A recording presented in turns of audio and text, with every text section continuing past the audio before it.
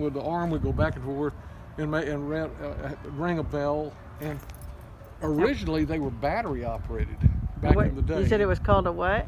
A wig-wag, W-I-G-W-A-G, wig-wag, Okay, because wig-wag of what signal. it does. Because it wig-wags back and Yes. forth, Yes. like a crossing signal. Yeah, and then it's replaced by the arms that go down to people. Yeah. All right, so we're going to go in the All right. bottom of this tower, Okay. and I can show you a little history. Then we could go upstairs if you'd like. All right.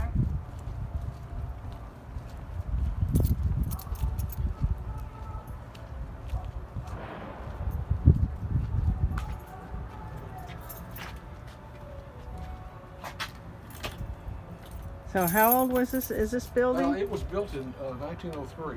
1903. Wow. Before both my grandmothers were born. Yeah. No. Yeah. One was born in 1905 and one in 1908. Let's see, my great-grandfather was 1885. Yeah, my great grandmother, Yeah. same. Yeah. Now what this is originally when this thing was built, and I'll show you, then you can put it up here. Okay. In 1903 is when it was authorized and put together, okay? And this is what it looked like originally. And then, and later on, I'm not sure when, in the 40s, they added on this part. So you can see there's Yeah. here and here. Oh, yeah. And this is the Santa Fe tracks, or the BNSF, and this is the UP tracks. Okay. And this is as it aged. You can see it's a little nastier looking there, here and here.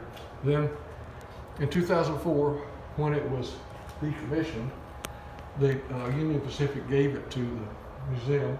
They took it apart and they brought it here on a truck. Oh, here's the process. Yeah. Look at that. Yeah, Wow. now the bottom was in such bad repair that they rebuilt it. So what we're seeing here is a replica. Now I think they were using that beadboard and stuff, which would be Yeah. consistent with the time frame. Yeah.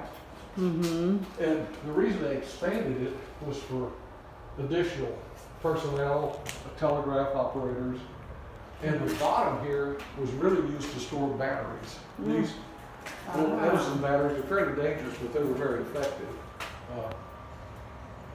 Huh.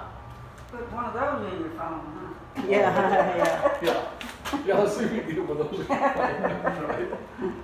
yeah. I've never seen a battery. It looked like that. Wow. That's Well, they were state of the art for like Yeah. 1890s or something like that. And so this is kind of gives you a little history of the batteries. Oh, yeah. And where did they use these batteries? They Just like use the them battery, obviously like in for their that engine? Wig-wag signal. Oh, And for out there. the for Yeah. wig for these, the semaphore signals. Oh, So okay. the battery was given enough power to. Oh, pull it okay. down. Gotcha. Okay. And for many other purposes. How long did they last? For a long, long time. I mean, they would still work. You just put the Oh. acid in there. Wow. And they last and last until your element would wear out. Eventually, I guess you know, Yeah. when you put a new one in.